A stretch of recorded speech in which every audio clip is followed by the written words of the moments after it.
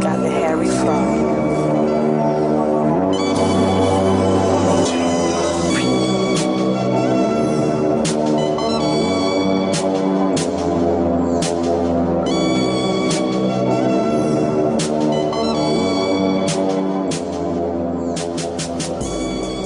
And welcome to the second edition of the Scorekeeper Club?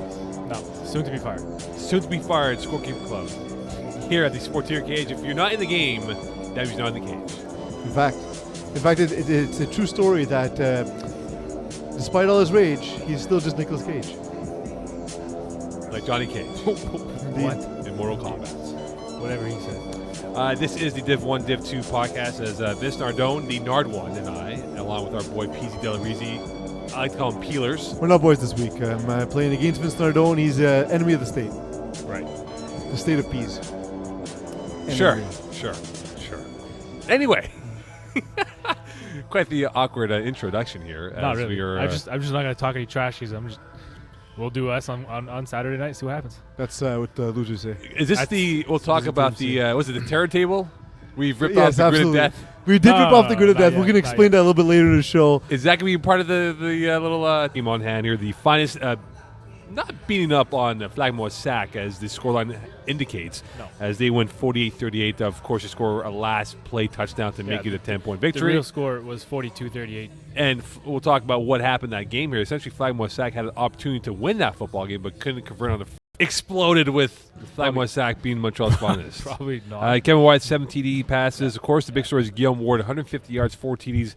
We're only 2 weeks through the season here, but could we say he is a legit wide receiver candidate, even though they were missing Mike Harrington? So you maybe wonder, maybe Harrington would have chewed up some of those yards that he got in at the end of the night. Maybe, but at the end of the day, I think Kevin feels.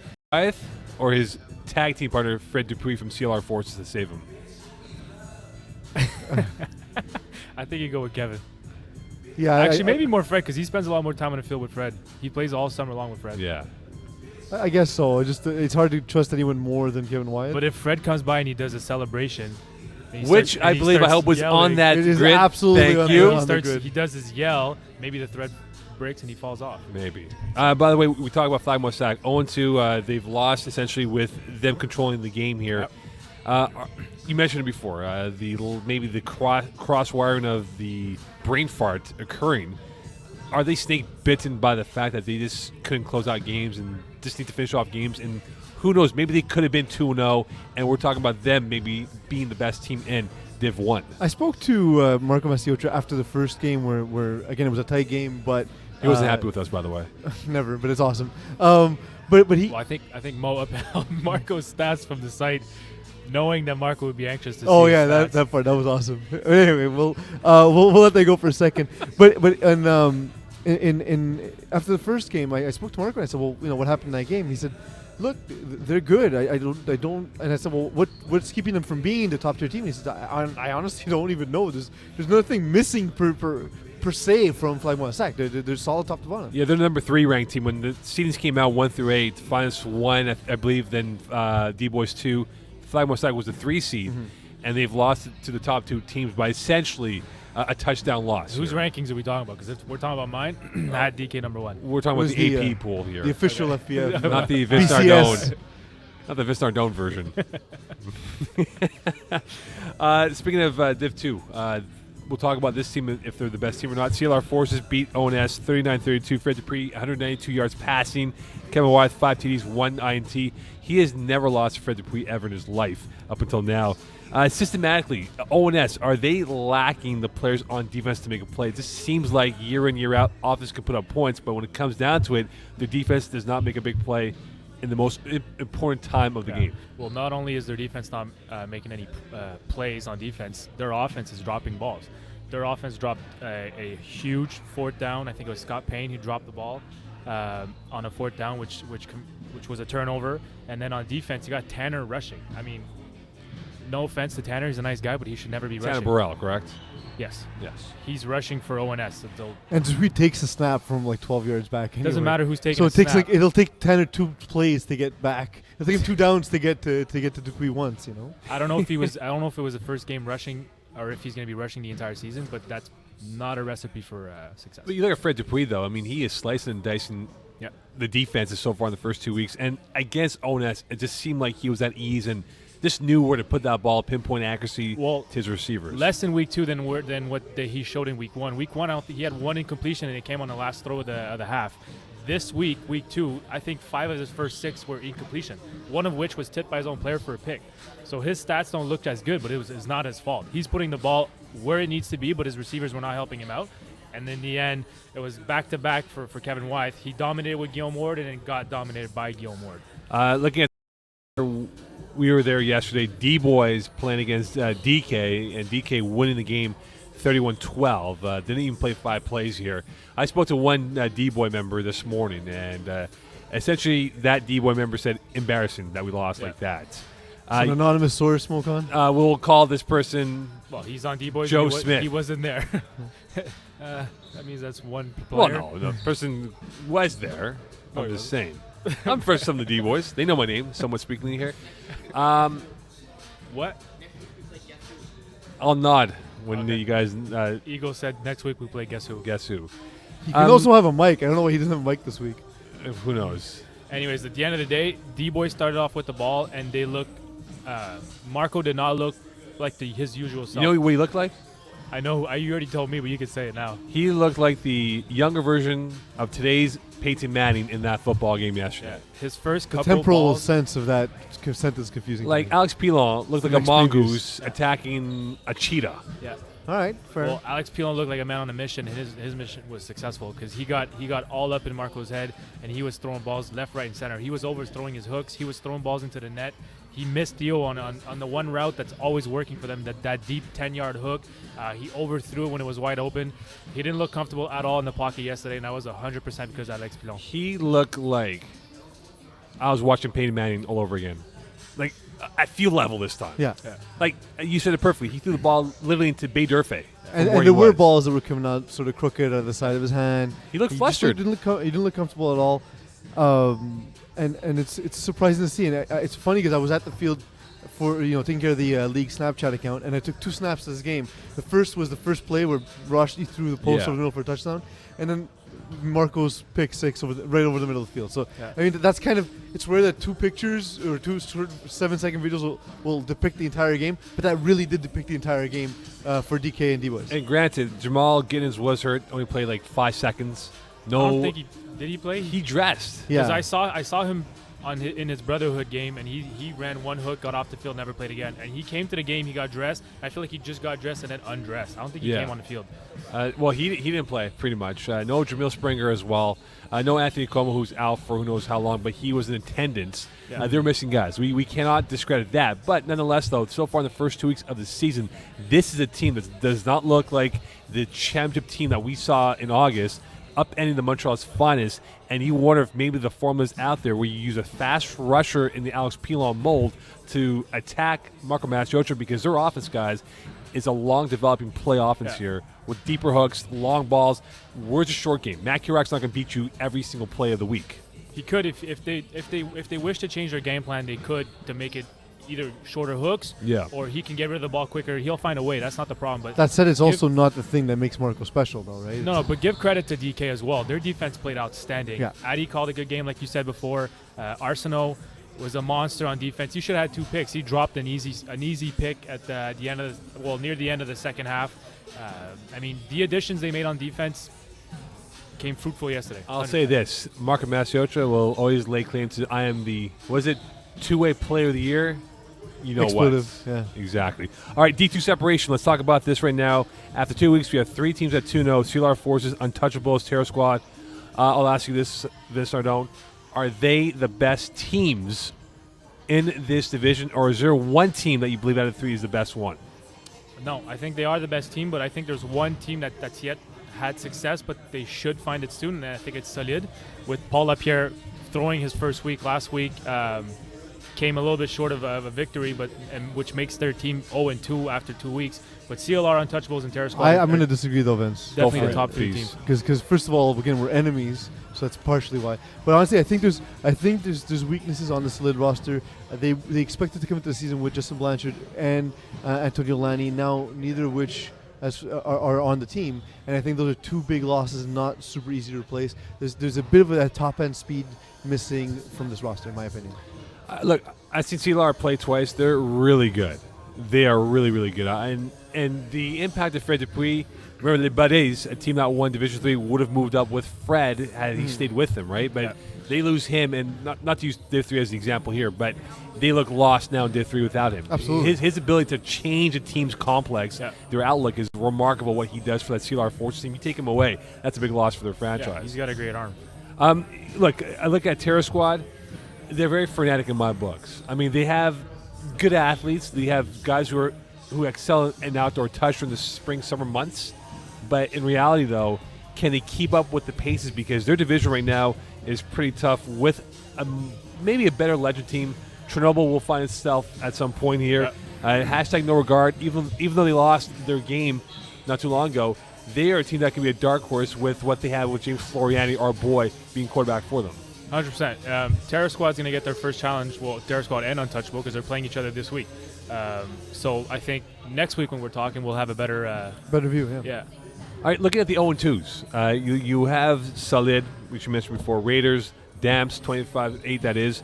Are they the worst teams in Division 2?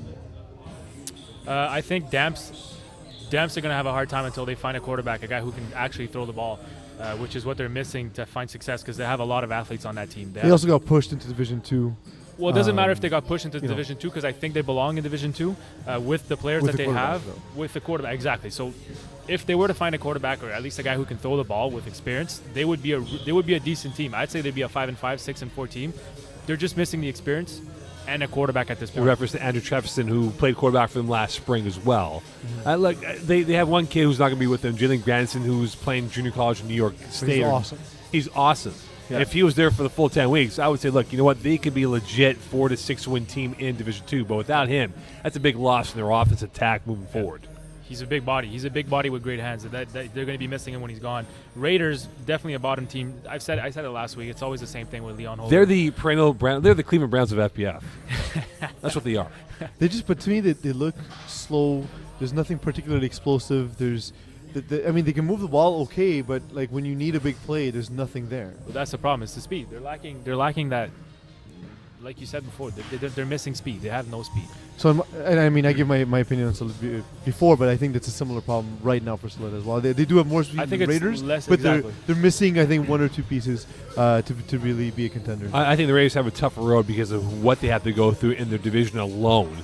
And at 0-2 right now, I mean, there's a dearth of 1-1 teams, but right now, if they lose another game, you're essentially maybe 2 games back of 5th place in your division moving forward here. So, again, I think that I have more hope in Salid only because Paul's on the team, and I feel like he's going to find a way to either get a player or two to come and help, and they're gonna end up finding success. One trend I'm noticing in D2 so far, covering scorekeeping games, hence the name of the show, is there's no defense in Div 2.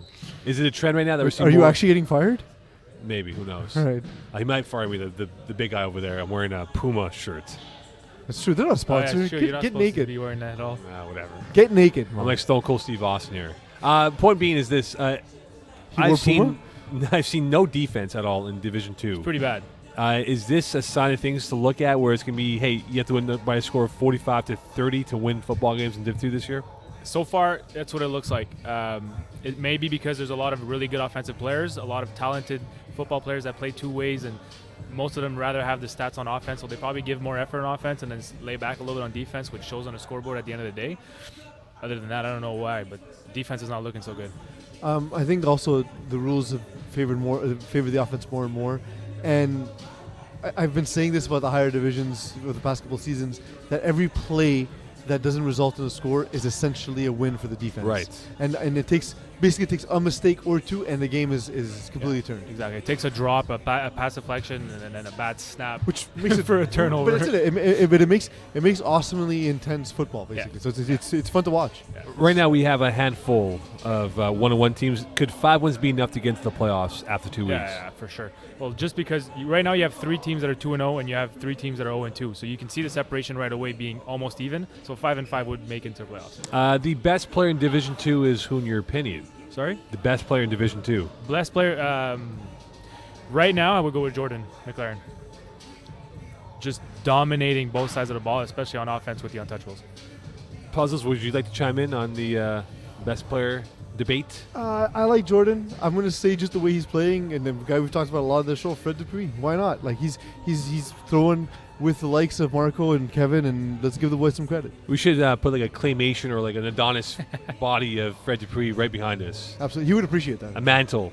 We're not far from where he lives. I don't think so. We're not too far away. Let's talk over. How do you know where Fred lives? Is he not from Repentigny, I think it is? Oh yeah, it's true. No, it's L'Assomption. L'Assomption. They're all from around there. Yeah, CLR, That's not CLR close. is from there. Assumption not was that like far. 45 minutes east of No, here. no, it's like from here.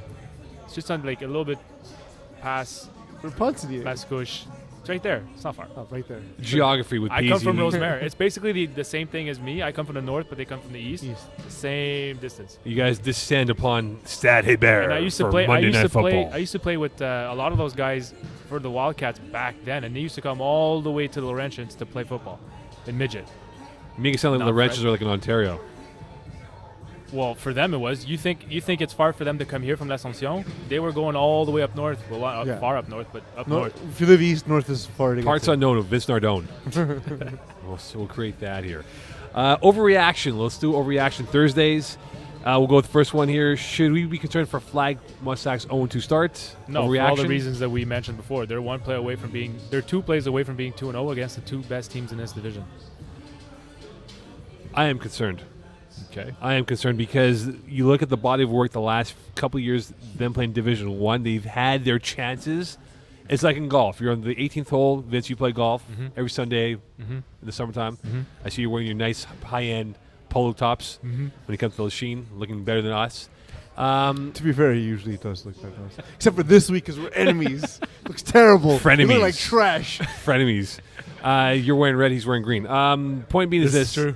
It's a colorblind disaster. They're on the 18th hole, and they just bogey every opportunity that they've had the I don't think last it's a couple bogey. years. It's not a bogey. It is a bogey. If anything, it's a par and everybody else is birdieing. Look, Neto Hughes has national football experience. He should be like 10 times smarter than Keyshawn Thompson and Marco Mastiotto when they're on defense and should know where to throw the football. No, because where he has an advantage in real football experience, they have the advantage in flag football experience. So they're kiff. They're almost even. He's just one play away. That flick of the wrist was gotta stop doing that. That's was- ridiculous. That was Yeah, just that like doesn't sound right. that Flick had of the wrist. that had nothing to do with flag football or real football. That was just a brain fart. It was just him trying to let his player make a play instead of him. The Overreaction? I do have I do have one, but it's largely inappropriate, so I'll save it for Fair off enough. camera. Perfect. Lunatics have lost both their games in Division 1 by a combined score of 11 points. Is quarterback play a major problem for the Lunatics? Overreaction? No, not an overreaction. Really? Elaborate, please, Nardone. I will not overreact. No. What do you want me to tell you? It's just not good quarterback playing. And last week they were up against CBL. CBL put a defense on the field I don't even think would have success in Division 2. I could not believe what I saw when. Like, why is Vinny Galano on the bench? Why is Vinny Galano not playing defense? Conserving himself for the second half. He doesn't need to rest his legs. Okay, just put the guy on the field. They do not have a good looking defense. Lunatics put up points against CBL. It's probably the worst defense in Division 1. Carmen should be on the field for defense over some of the guys that were on the field. Did you watch that game? I was in Brossard, actually. Okay, well, they played right after my game, and I couldn't believe what I was watching. Lunatics could not complete a ball against Got Skills, and they don't have the best defense. And this weekend they annihilated CBL's defense. I think they put up 38 points. They put up 38. Yeah, it was a 35-30 score. Okay, well, You're off. way too many points against Yeah. that. It's just crazy. CLR Forces, Terror Squad, will they both be undefeated for their Week 8 clash? No. I think they're going to be something like 6-2 and 7-1. You pick Which games do you think which. they're losing, Vince? I didn't write them all down here, but I think one of them is playing against CLR or the Untouchables. Terror Squad plays the Untouchables, right? Yes. One of them does. I think they're going to lose to the Untouchables. I think Well, Terror Squad plays Untouchables this week, though. Exactly. Yeah, I think that's they're going right. to lose that game, and they're either going to be the 7-1 or the 6-2 team. But I don't think they're going to be undefeated. Either team is going to be undefeated. Well, Terror Squad has #NR. They have They're not losing to Chernobyl them. Circus See, as well. that's going to be a tough game for them. ONS before they hit CLR Forces in about 6 weeks' time from now. So towards the end of February, early March is when they would tag along with those teams here. Last question for Overreaction Thursday. Looking at the GLAD's schedule in Division 2, it's a very tough one. Yeah. Are they going to CLR be a 3-1 team? Overreaction, yes or no? No. I think they might end up a 3-win team. They got CLR, Terror Squad, ONS, Chernobyl, Untouchable, Circle Dice, Wild Boys. I think they have the toughest schedule in Division 2, which might make them a 3-win team. Most likely. Remarkable, guys, that a team like GLAD's, who have been in Division 1 years past, they've made it deep into finals, won in the final. Of course, Frank LeBeau tripping and Pat Jerome walking right by him for the touchdown. Have regressed to the point where we think there'll be a 3-1 team this season. Well, they haven't regressed. They're just not adapting to the league. Everybody's getting faster and better. And But how's that, though? They have Frank LeBeau, who has like 85 plays per game on his offense. Yeah, but they're not getting any younger. They're not getting any faster. They're not making additions to their squad to make them better year in and year out. They're staying the same, so they've leveled out. Basically, they've plateaued, and now they're just gonna go straight ahead until they add the players they need. They need speed. They need a lot more speed. You cannot think that Alex Lever will be your speed guy on your team. And height. And Height would help. So it's time to upgrade the they Ford had Focus Gradowski. then. They had more success when they had Gradowski. True. JS, Yeah. Gradowski, great player. They need another guy like that, or they need him to come back. Time to upgrade from the Ford Focus, I see, Basically, to a Mustang. you don't need to go all the way to a Mustang, but I mean, I wouldn't even go with Mustang being all the way, really. okay, It's like fine. a So let's slight give him a upgrade. Mustang. Get to the Mustang. Last question here, quickly, yes or no? Overreaction, yes or no? Will Guillaume Ward hit 1,000 yards in Division 1 this season? Division 1, no. Okay. All right. Do you want me to explain myself? Well, if you care to explain, Mr. Do you think he's going to get 1,000 yards? No, he'll trip and he'll land No, I 4 don't think yards he'll short. trip. I don't think he'll come even close to 1,000 yards. 996. I think Say it. defenses in Division 1 are smart enough to adjust to a dominant receiver. All right, championship preview here, supposedly, question mark. We're week 3. We have the big heavyweight fight. It loses its luster because the D-Boys aren't undefeated. Finals are undefeated 2-0 against the 1-1 D-Boys. There's no love lost between these two teams, spring champ versus winter champ, more or less. First question I have for you guys is how important will be the officiating considering what happened to Midnight Madness with Kareem Bennett getting nailed or getting hit? I don't even know about that. I wasn't there. He got hurt, and they ended up winning the game. But also, let's look back at the last spring's games where a lot of trash talking going on, a lot of little chipness going on here. Will the referees need to lay down the law early on to make sure they don't have any extracurriculars occurring before, during, or after the play? I really don't think so. The reason why is that after watching yesterday's game, D-Boys versus DK, which are usually the most heated battles with the Pilons and Theo and all that and everything that's happened in the past, and nothing happened. Nobody got rowdy, and it was a blowout. but they're not really rowdy guys, though. Who's not rowdy? There's no Keyshawn's on. Who did he mention that's not rowdy? What are you saying? Pillows They're are not talking rowdy. all the There's time. been like brawls between these two teams in the past. I know, but they had a stern warning, though. Okay, so then what are you saying? I'm telling you that it cannot. Montreal's finals against D-Boys is not going to be worse than DK and D-Boys. So I don't see why the referees would have a bigger role this weekend than they did yesterday. Correct me if I'm wrong, PC. Did they not shake hands last year? That is in the correct. spring? And there was some jawing back and forth as the field was being emptied after the championship game. The confetti was being Yeah. exploded up in the air, and And there's- screw you, Yeah, pretty bleep much. you, bleep you. I'll see you in January, bleep you, The confetti was I don't falling think that in ever happened. curse That words. actually never took place. bleep. Yeah, we beat you. Told you. Nope. 2-way player of the year. Nope. Bleep. Nope. Actually, that. Nope. I did pick the D-Boys to win or what we call last year, R&D last year. And Oh, having seen Theo play a lot this year from scorekeeping, I think he's calmed down quite a bit. He has, honestly. I've seen him 3 times already this season, and Yeah. he's I think gone. that's. Like Here's the meme. It's all referees, Mokan. he's had calls go against. Is it Mokan? It's- yeah, Well, we used to take car rides down to Brossard. he's for had scorekeeping. calls. He's had bad calls against him in his brotherhood games, and he was calm and cool about it. He was explaining it to the refs, like that's what happened, and he was explaining it to his guys. And I was expecting him to like lose it, and he didn't. I would have lost it, so I think it's gonna be fine. Okay, one thing about the He's a better finals. person than you. He is a better person. Slightly yeah, better than I Nardwan. guess so. One thing to look at, though, the Finals had no pass rush whatsoever against D boys, yes or no? How important would that pass rush be on Sunday evening in Loyola? What's the problem here? The, No problem. No problem. The importance you of the just- pass rush for Finest. Of course, it's important. Just like we said about Pilon rattling Marco, they have to do the same thing this week now.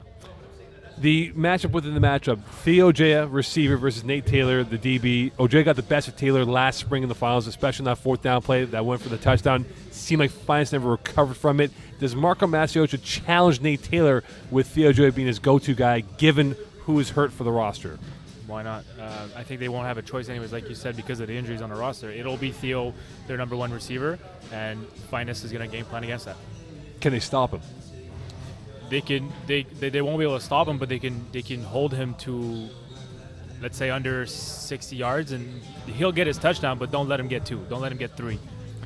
I think a matchup like that's also going to come down to one time we'll see Theo with the upper hand, another time we'll see Nate with the upper hand, and it's going to be fun to watch in seasons to come. Yeah, exactly. I don't think it'll be total domination on either side, but I mean, you gotta bottle them up and just. I know you agree with me, Vince, but you're wrong. Because you guys are frenemies. One word answer here. Yeah, what's up? Who needs to win more, Finest or D-Boys? D-boys. If they lose, they theoretically are 3 games behind Finest for first place.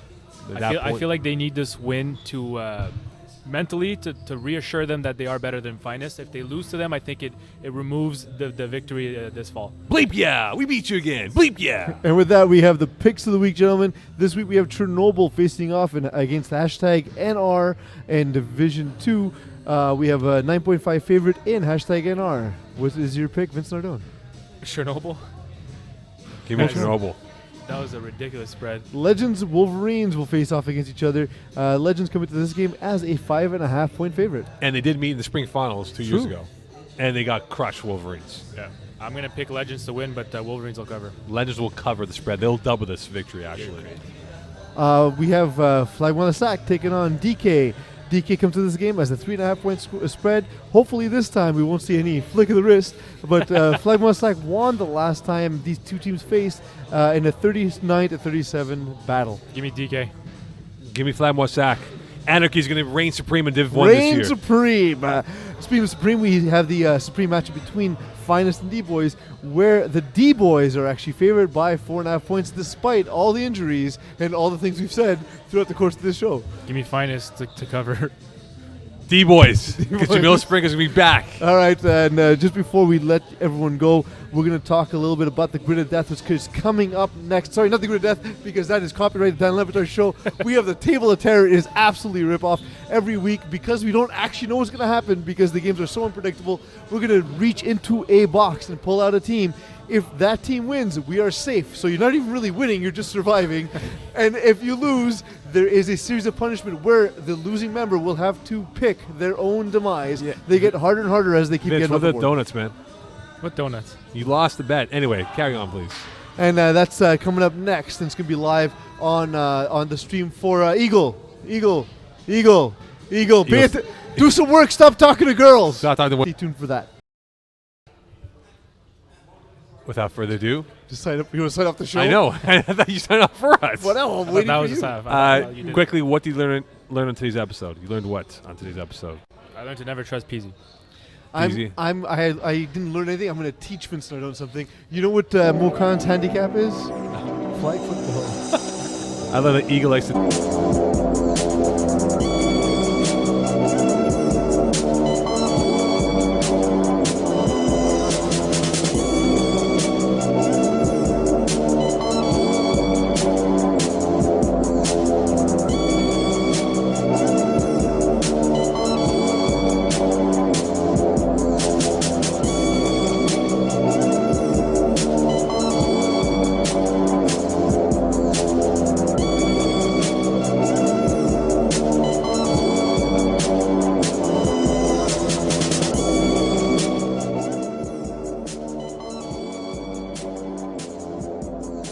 Welcome, everyone. This is, in fact, the first week of our Terror. It is a knockoff, of course, of the Dan Le Batard show, Grid of Death. And we will not face a punishment. If the team does win, we will have to choose our own demise, our own punishment off the table of terror, which will be posted on the Flag Plus Football. Vince Nardone, reach into the box of terror. Any division, including FPF Junior. We have, what is this? Snatchers, Division 3. That's, you might have already lost, Vince. You might have already lost. Who's up next? Who's up next? Is it These? You're up next. Moment of truth, These. Who are you pulling out?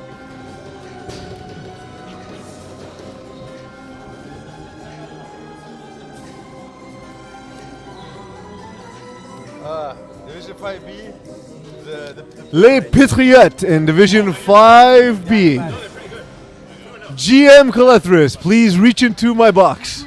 I don't know if I can do that. Back to that way. Throw it around a little bit. And for dramatic effect, I have sticky hands. Sticky hands in 5A, and Terry Tam has pulled out. Bearskins. In which division? Terry Tam. Terry, what division is that? No. It's on the card. 4A. Laval's Finest gets pulled by Simon Dagenet. Chapman, do you have a card? Chapman, you gotta pull a card. This is absolutely it's amazing. No, yeah, I'm last. Division 6. Good evening.